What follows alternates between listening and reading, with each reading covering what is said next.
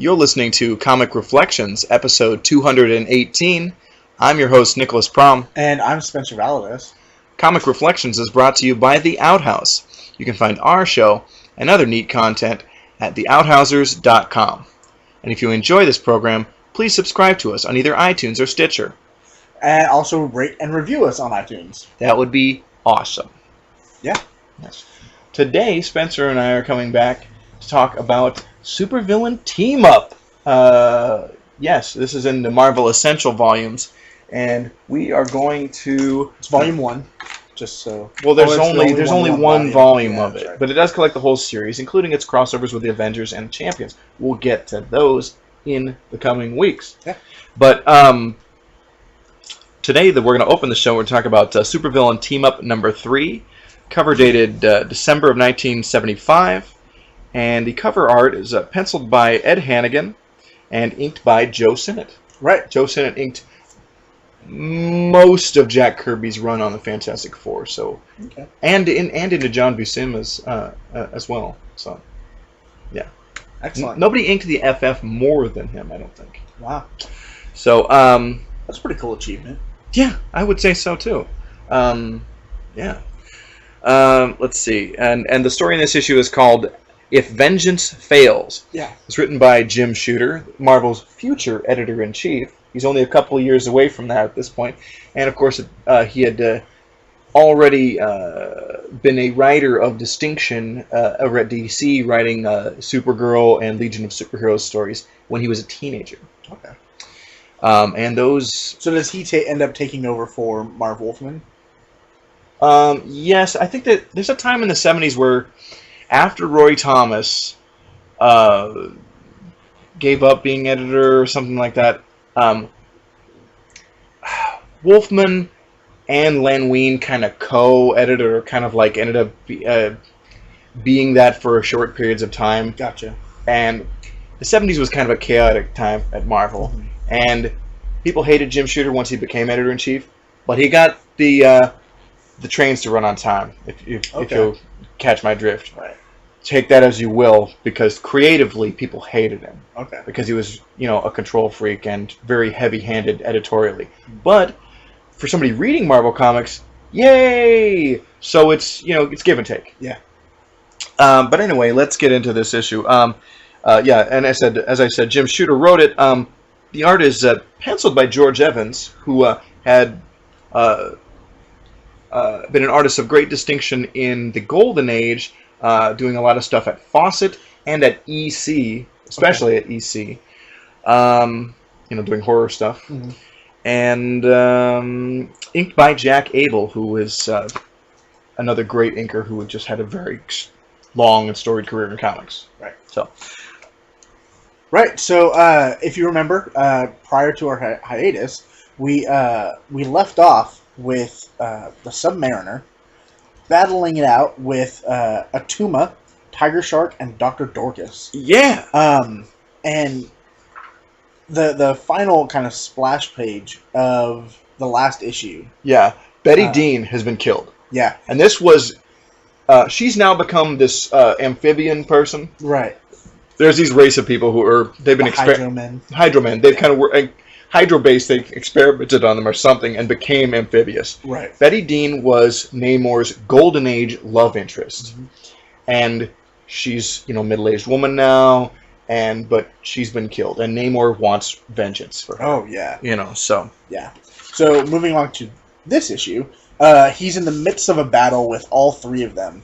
And where's Dr. Doom in all this? Or we'll just get to that later? Or? Right, we'll get to that. Okay. So, Namor is fighting Dorcas, Tiger Shark, and Attuma. And it's not going super well for him. Yeah. He's holding his own as best as one man can.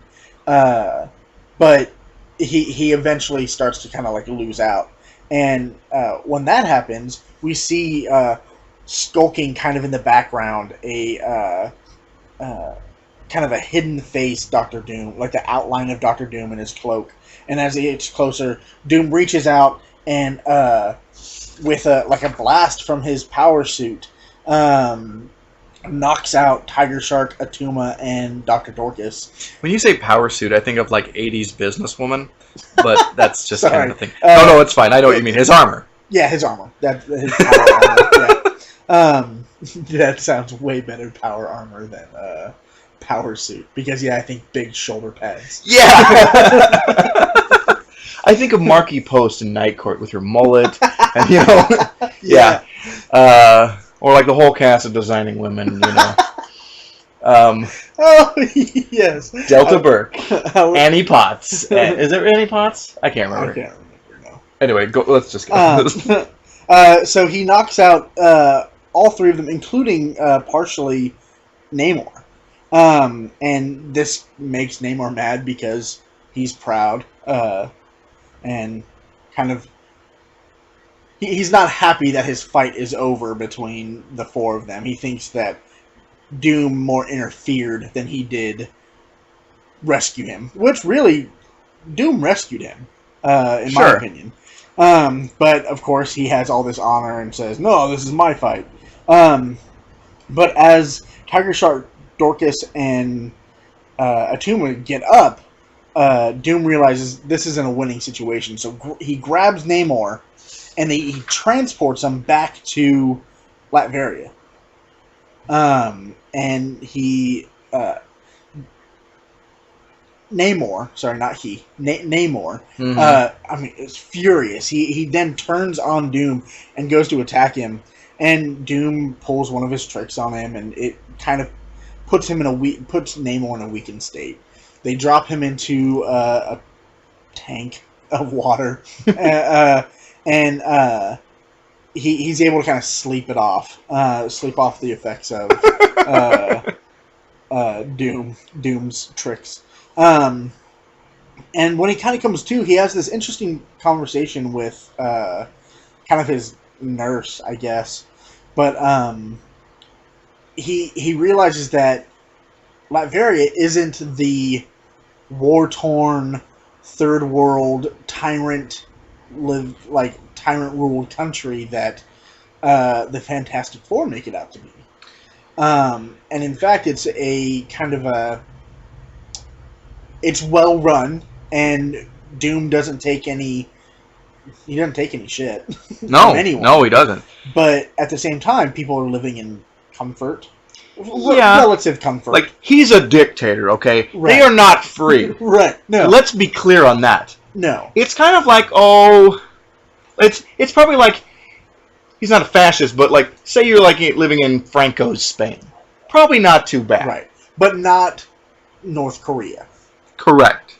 So... There are levels here, okay? Yeah. If I was going to live in any fascist country, under any fascist regime, I would probably say Franco's Spain. Yeah. Just offhand. Like, you've got to pick one. It's still you're living under a fascist dictatorship. Yeah. But I'm like, I think I'd pick Franco's Spain. They were a non-belligerent in World War II, even though they're part of the Axis. Yeah. There's stuff I could go in about that. It's like Franco was a fascist as opportunistically. Like, he was a fascist, but he wasn't like a hardcore fascist. Right. Like Hitler helped him, overthrow the royalists or the monarchy or whatever, win that civil war, and then he was like part of the Axis, but like they weren't fighting in the war. They actually served. Franco actually interfered and pissed Hitler off. He kept them from invading. I want to say the Isle of Malta. Oh, He kept the Nazis out of Malta, which like what? Whatever. I think it was Malta, and which was where Freddie Mercury was born. Huh. Yeah. And I think that's right. I was born. What? Never mind. No, what? No. I didn't. I think he was born somewhere else. I could be totally wrong there. But anyway, forget about the Freddie Mercury part. But he kept Hitler from invading Malta, and my Grandpa Goldstein escaped to Spain, Oh, which was a haven. Jews escaped fleeing Europe, and from then Spain to Europe to the U.S. huh.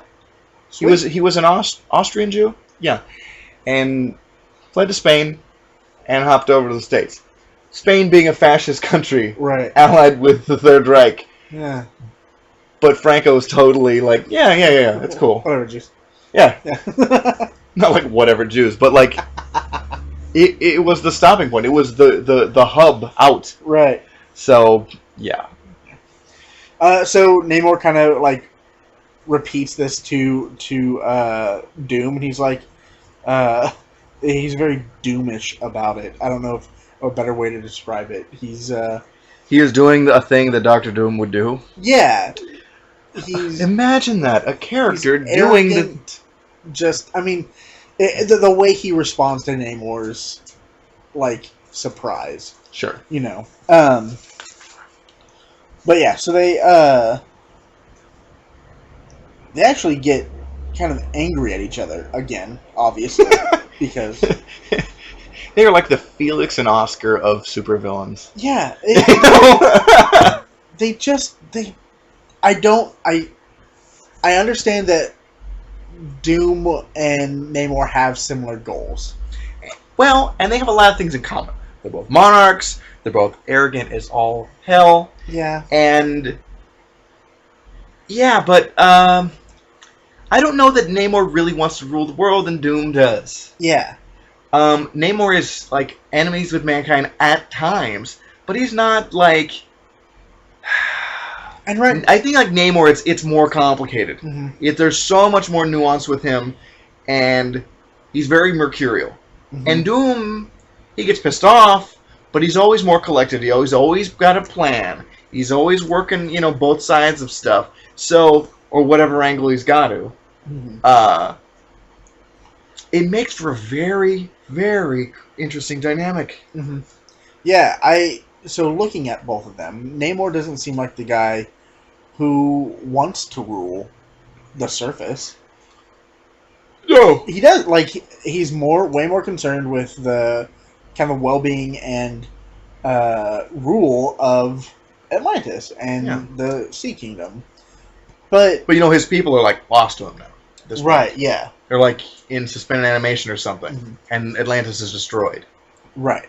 Weird stuff. And so, like, I don't see why Namor would want to rule the surface, and so I think Doom is doing making a bad choice in allying himself with Namor. Yes, Namor is powerful, but he doesn't really have any skin in the game. You know what I mean? Like, yeah, it's so weird. Like Doom has kind of convinced him, like, oh, we can rule the world together, or it's Doom is clearly just wanting to use Namor. Yeah. He's a powerful ally, but like at the same time, like Namor is a superhero at times, and the problem is he just goes so back and forth that nobody can ever really trust him. Yeah. It's just complicated. We could go on forever about this. We need to just talk about the plot. Okay. So, Namor is still very frustrated at Doom's arrogance and all, like, him taking away from the fight. And he's like, look, those three, the Attuma, Dorcas, and Tiger Shark, are still a Hydra base. We need to get back there and deal with Hydra base and those three. Yeah. And so they end up going back, and just epic fight occurs. Honestly, like, it is one of the coolest. It's Doom and things. Namor against these three villains. Yeah. And they don't stand a chance against Doom and Namor. No, not at all. Because, look, Tiger Shark or Attuma individually can cause problems for Namor. Mm-hmm. But he always beats them. Right. And then Doctor Doom, these guys are nothing to them. Yeah. Against him. So, yeah. Mm-hmm. So, the fighting ensues, and there's a bunch of fighting going on. Jeff likes to go, and fighting and fighting and fighting. Right. And so Doom is actually kind of taken down at one point. Really? Yeah. And in his hands, he has two kind of missiles. They're like two bombs. Yeah. And he's kind of surrounded by enemies, and he knows that if he puts them together, It'll cause this explosion. yeah, and so he kills a bunch of guys. Yeah. But many henchpersons were killed in the making of this comic book. Right. But Doom lived. Like, Doom was able to survive the blast. Yeah, and his cool, like, his tunic or whatever is kind of, like, shredded, and it looks cool, though. That is really cool. Battle damage, Dr. Doom. Yeah. You know, they would get the action figures, and they'd have, like, the different... Right, yeah. Like, it's like, you would get, like, the different, like, movie comes out, and there's 5 different action figures of the main hero, right, yeah. like Batman or whatever. Like, I don't want ice, I don't want aquatic Batman. I just want Batman with his cape, right. like in a regular thing. Anyway. Yeah. So, Namor at one point has Tiger Shark in a sweet headlock, looks like MMA stuff, and then like punches him in the side of the head, knocking hhim out. He's behind him, punches him in the side of the head, knocks him out. Dr. Dorcas has his gun, and he's going to fire on Namor. Yeah. And misses, and ends up hitting Tiger Shark.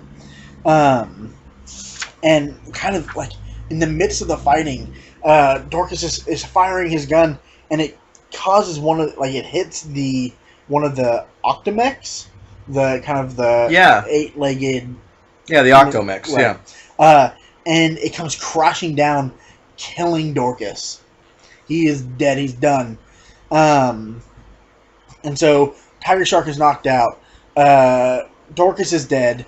The Hydro-Men, the amphibious race of men that were experimented on, have captured Atuma. And as Namor goes kind of searching for Doom, he comes over the top of the hill down towards the ocean, and he sees Doom standing over Saru-san. He's kind of a henchman of Dorcas, and it might be Atuma, I think. And he's like pointing at him. He's kind of like he has a jester kind of suit on. Yeah. And he keeps calling him Jester. And what's this guy's name again? Saru-san. Saru-san, yeah. Yeah. And he is the Jester too. I think Dr. Dorcas or Atuma or something. Yeah. I think Atuma would make more sense. Yeah. Okay. I think so too. And Doom messes with his mind and convinces him to take 2 more of those missile bombs that I think they're more bombs than missiles that Doom used earlier, and makes him commit suicide essentially. Mm-hmm. And Namor is almost speechless. Of course, he has something to say. Mm-hmm. As speechless as Namor gets. Which is not very right. And he proclaims, "Doom, he was harmless. That was murder." And Doom. Doom turns to him. "I'm in no mood to be lectured, Namor. Your valued judgments interest me not. I do as I choose and answer to no one. We have won. Perhaps we are invincible." And so, Namor kind of comes off as I don't want to say a high horse because murder is bad. But at the same time, he kind of comes, gets back, okay, fine. Doom didn't need to kill that guy, but he just kind of wanted to. Right, yeah. Perhaps we are invincible, but what kind of manner of soulless creature am I allied with? They kind of go back and forth a little bit. Yeah. And that's how this issue ends. Yeah. So let's talk about Supervillain Team Up number 4. Cover dated February of 1976. Cover art pencils by Rich Buckler and inked by Dan Adkins. Okay. And then the story is called A Time of Titans, written by Bill Mantlo, with art by, Herb Trimpe did the layouts, thumbnails, and then Jim Mooney did the finished art and the inks. Gotcha. So,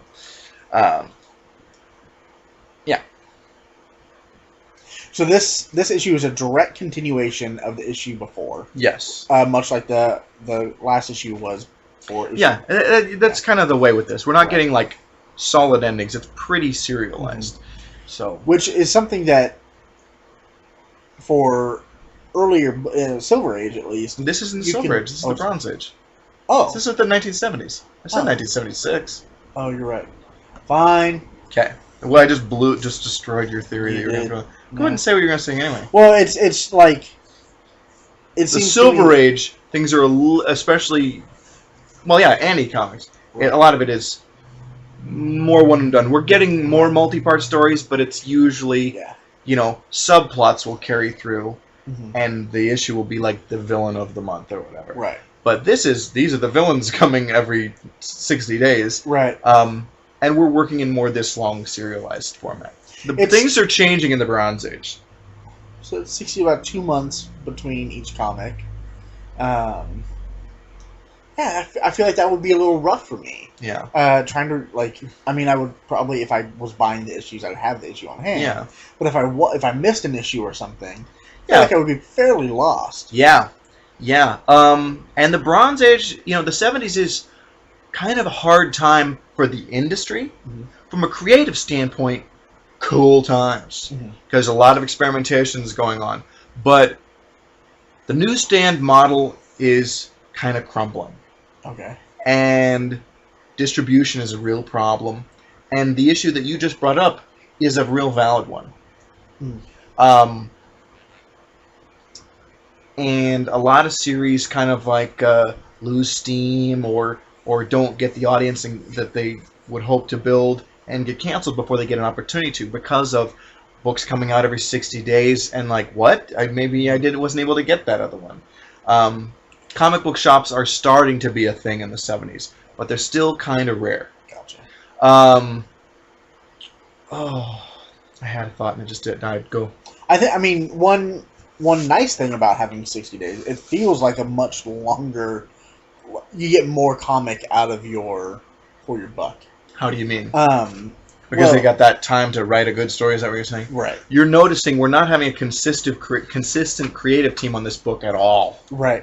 It's like new artists and new writers every time. And it's just like, they're playing a game of like telephone. You might get an artist to create, or a writer for an issue or two in sequence, maybe. Mhm. But as far as we've seen, they did the 2 giant-size issues, and now we're like 4 or 5 issues into the regular series. Right. No consistency creatively, and I think it's hurt the series. There's cool stuff going on, but it's almost like, well, just kind of dragging it out and then pass it on to the next guy rather Right. than like, okay, I've got a real plan and we're going to do this and this and go on. I think that partly one of the reasons we see so much fighting in this series Yeah, is because I feel like that's an easy way to lengthen story. yeah. And But this storyline that with Hydrobase, it's been going on it's like 4 issues, right. and I swear this is like a 2-issue kind of story. Yeah. But the fact that nobody's consistently assigned to this book is kind of why that's happened. I have a feeling. It's just fill in after fill in. Right. I have a feeling the last issue was the last time we're going to deal with Hydrobase for a while. Yeah, I don't know that that's going to happen at all. Because But we got rid of the 3 guys that were kind of messing with it. I think you the know. series is going to really start picking up steam because we're going to be crossing over with having guest appearances with the Fantastic Four, and then crossing over with the Avengers for a couple issues, and crossing over with the Champions later. Right. So, exciting things. But let's talk about this. Yeah.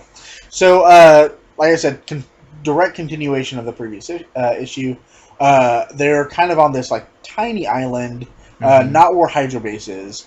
But in the ocean somewhere. Yeah, and Namor is he's still really distraught over Doom murdering Saru-san. And he said, you can't just get away with that. Is distraught the word? 'Cause it's not like he had an emotional connection with the guy. Right. He just thinks it was wrong that he did it. Right. So he's frustrated over it. Yeah. And we see at one point he Doom turns to walk away, Mhm. and Namor grabs his arm and pulls him back to look at him, and that sets Doom off. You dare touch me? You don't manhandle me. Yeah. Either one of them would react the same way. Absolutely. Super pissed. We talked about how different they are, Mhm. but at the same time, they're too alike Yeah. to get along. Yeah. And so Doom turns on Namor and just gives him a blast, knocks him back, and this enormous fight erupts between the two. And then we get this panel of and it's them kind of fighting in the distance, and we realize, this captain is looking through some binoculars, watching this fight. And so the captain turns to one of the sailors and says, "Hey, this is happening. This is let's see. He's tells the sailor to go alert that army gent below decks. He's actually referring to Riker. Is it not Commander, but General Riker or something like that? Yeah, I can't remember his first name. Well, that's not a first name. That's rank. Right. I don't remember. Yeah, I think it's William Riker. No, not. It can't be Will Riker. I'm thinking Star Trek. Yeah. Whatever he is. He is a evil general / scientist who is involved in the creation of Deathlock. Right. Who I think is who is in this tank that we see. Right, yeah. Like a watery tank or a tank with some liquid or something in it. Yeah. Science-y liquid. There's a dude and a tank, and he's, going back and forth. And we find out that he needs a way to generate power to bring this guy to life or fulfill his mission. Yeah. And go ahead. He realizes that Doom's suit or his power armor would be perfect to supply that. Yeah, and the only other person he could think of to generate enough power was Reed Richards. Right. And Reed Richards said no. Right, because Riker wants to create cyborg super soldiers, and that Reed ain't gonna get involved in that. No. No. No, not at all. But yeah, I mean, Riker's involvement in this issue is throwaway. It's just kind of like a reference to another book that's happening. Right. Deathlock is appearing in Astonishing Tales at this time. Rich Buckler is the artist on that book and co-creator of that character. Jeff and I talked about some of those issues a while back, not too long ago. And cool series. It's set in sort of a possible near future. Okay. So I don't know how it ties back into the main Marvel universe, because I know Deathlock does show up in the main Marvel U, but it's not a character I've followed very closely, so I don't know the answer. He showed up in the All New Invaders that I was reading. Deathlock did? Yeah. Oh, wait, this is current Marvel comics. Yeah. With Namor. He was in there too. Interesting. Yeah. Interesting. Yeah. I love Prince Namor. So yeah. Anyway, there's sort of a connection to Deathlock. Yeah. That's another series that's happening at this time. So meanwhile, on this small island, we get this excellent full page splash of Doom and Namor fighting, and it's just so cool. I wish you could see it. Pick up the comic. And Doom is taking a swing at Namor, and Namor does some judo stuff and just launches Doom. And he launches him in the direction of the boat, or the ship, really. The captain is freaking out. All the Navy men, they all just kind of stand around. They didn't actually do anything. Namor jumps to the boat or flies to the boat, and the fight continues on the boat.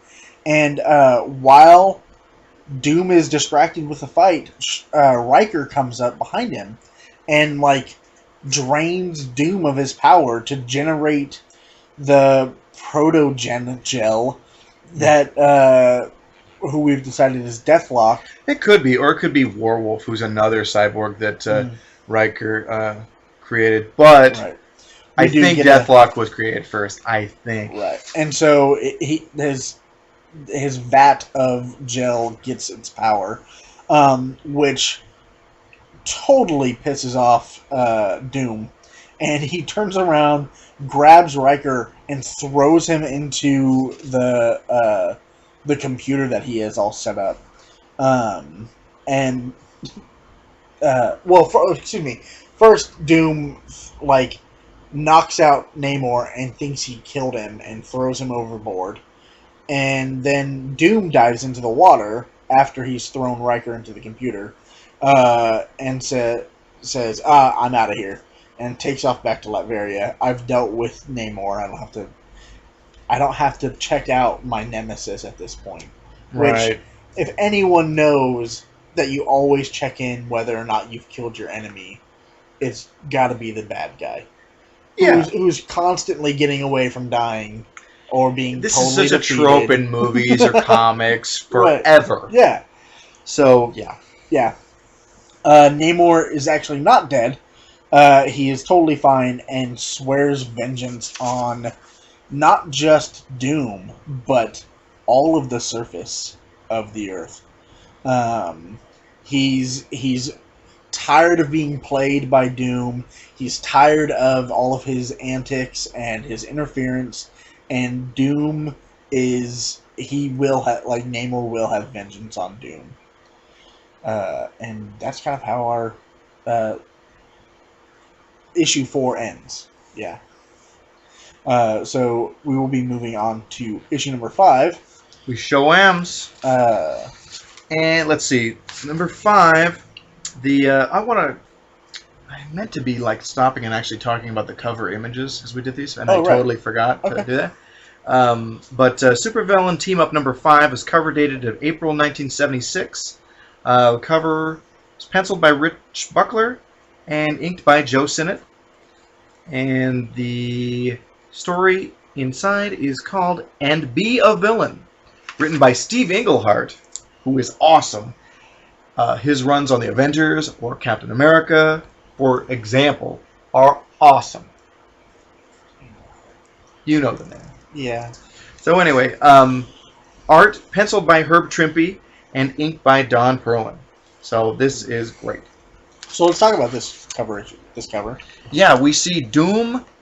Okay, Namor is on a slab being helped, obviously in the Baxter Building, by the Fantastic Four. Reed Richards and Ben Grimm are on the cover. Mhm. Dr. Doom showing up to fight them.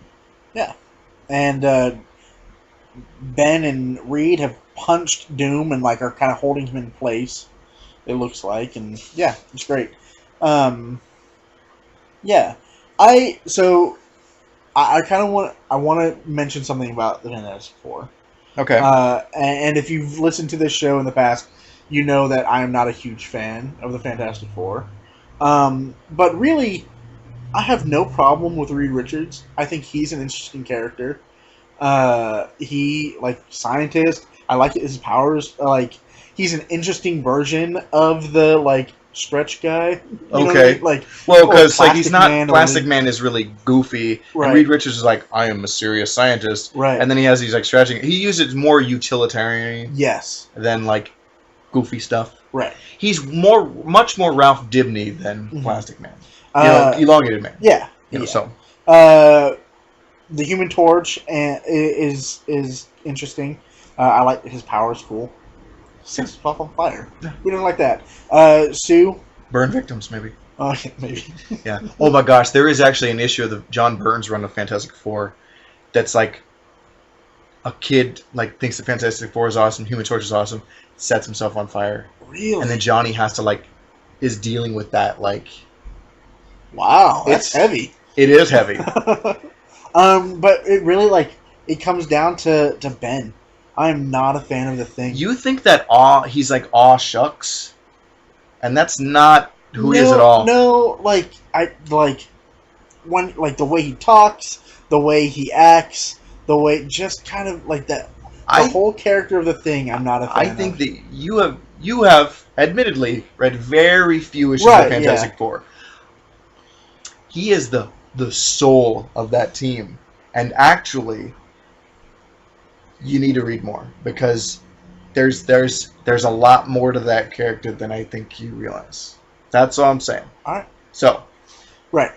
But back into this comic book. yes. So we're in the Baxter building. Reed is doing his nerd stuff, and excuse me, science, and in crashes Namor, and Namor is being like he's wiped. He has no energy. He's very weak, and it turns out that he can't survive outside of water very long. And so they kind of throw him in a pool that they just kind of have around of water, like a giant pool of water, and then when Namor kind of comes to, he gives them this explanation, and so this story is kind of a bit of a flashback. Namor tells the Fantastic Four what happens. He says that Doom has created this new weapon that has ruined Namor's suit, his kind of like super suit kind of thing. Yeah, and I didn't know that it had this. It was allowing him to breathe outside of water. Right. Because he had lost that ability because of some crap that happened in his own book. Mm-hmm. That's confusing. Right. And so it's ruined his suit, and he only can survive outside of the water for like an hour or something, or just like a couple hours or something. Right. But with the suit aligned, just like any old time. Right. And I think it's similar to Aquaman's suit that circulates water through him, so he can be out of water for long periods of time. Oh, I didn't know that about Aquaman. That's something I recently learned. Oh. I think it was an interview that I read with. I want to say, it was Jerry Conway talking about that. Yeah, so Doom kind of turns on him and says, "Hey, you're going to ally with me, whether you like it or not. And the reason you're going to is I'm the only one who knows how to fix you." And so he's ruined the suit. He grabs Namor and he puts him in his ship thing, and takes him down to Atlantis. Oh, this is kind of where he gets the whole "you'll join me or die," and just starts ruining stuff in Atlantis. How to win friends and influence. Right? How to win friends and influence. Yeah. By Victor Von Doom. He says, "I'm the only one who can save you. I'll give you a couple hours to decide." And so Namor takes off to the Baxter building and says, "I need your help. I need your help to fix this." And Namor, his relationship with the Fantastic Four is not exactly awesome. Right. He has been their foe, their sometimes friend. He is like they have a relationship with this guy, but I don't know what the state of it is in 1976, but he's always wanting to steal Sue away from Reed. Right. Namor is a problem for them, but Reed agrees to help. Yeah. No. Yeah. They immediately jump into it, into helping him. But as they do so, Doom shows up in the middle of the Baxter building. Right. You would think they would have figured out a way to stop their arch nemesis from just entering their building. Here's the thing: even though you got security, whatever, it's still Doctor Doom. Right. He is the Moriarty to Reed's, Sherlock Holmes. Right. He's gonna have a counter to anything. Right. And so he pops in and lays down his challenge to Namor, and the thing dives at him, but then Doom is incorporeal, and so he just kind of jumps through him. Was it a projection? I think it was. See, that's how he got in. He wasn't really there. Right. But still, why would you allow your arch nemesis to just project himself in your building? Well, that's not. I don't know. The way to explain that is I don't know. Okay. I don't know how he does it, but Right. Also, how do you have security to block just holographic projections? Right. Okay. And so now the Fantastic Four really dives in, and they say, "Look, he's our bad guy. You want to fight him? We're gonna help you. The enemy of our enemy is our friend," kind of thing. Yeah. And so they're working, and Johnny kind of looks out the window, and he sees this shadowy figure spying on them. And so he's like, I'm going to go check this out. And so he flies over there and gets into this fight with The Shroud. the Shroud, yeah. Who is I don't think this is his first appearance, but he's this new anti-hero type on the scene. Gotcha. And the Shroud, as I have seen him, he recently appeared in Mark Waid's Daredevil. Uh-huh. But I knew him as having interactions with Moon Knight and Werewolf by Night. He's Right. tied in with those books. Yeah. But I don't know a whole lot about Shroud. But he's going to appear a few times in this book, in this series. Gotcha. At least there's one other storyline that he appears in. I know that. And so a fight ensues between the Shroud and the Human Torch. And in the end, Johnny gets kind of walloped. He's left there kind of like on the ground, and the Shroud disappears. And while time is ticking down for Namor, we see the sweat on Reed Richards' face, and he's like panicked, and he's almost got it, and he's about to be done, but time runs out, and Namor kind of loses it, breaks everything in the shop, or in the back, like the shop, yeah, where they're working on him, or the lab, sorry. Yeah, more of a lab than a shop. Yeah. It's not. They're not working on cars. Right. Yeah. Yeah. Not doing carpentry. Yeah. It's super science. Namor decides, I gotta get out of here. He jumps out the window and starts to fly, but then falls. And he's falling, and then out of nowhere, he's snapped out of the sky by Doctor Doom, Yeah. using his teleportation beam. Yeah. And so we see the looks on the Fantastic Four's faces, and they are like, no, what just happened? You've won this round, Doom, but the Fantastic Four are coming after you. Man. Yeah. And then we also see the Shroud looking over and saying, no, I'm going to take care of this, Doom, once and for all. Yeah. And so... I don't know what Shroud's connection to Doom is, Right, or yeah, what no. the deal is. Maybe with we'll him. find out next issue. Hopefully. But that's how this issue ends. And we get this awesome next, the four-way war. So it's the Shroud, Namor, Fantastic Four, and Doom, which will be exciting. Yeah. Although, I don't see the Shroud really being much of anything. No? No. I think he's going to be fairly important in the next issue. You think? I mean, he's going to be there. Right. But, yeah, we'll see. There he is, hiding up in a tree. Oh, yeah, you're looking at the cover for the next issue. Yeah. We'll talk about that in 2 weeks. We will. Next week, you and I will talk about more Silver Age Green Lantern. Uh-huh. And, yeah.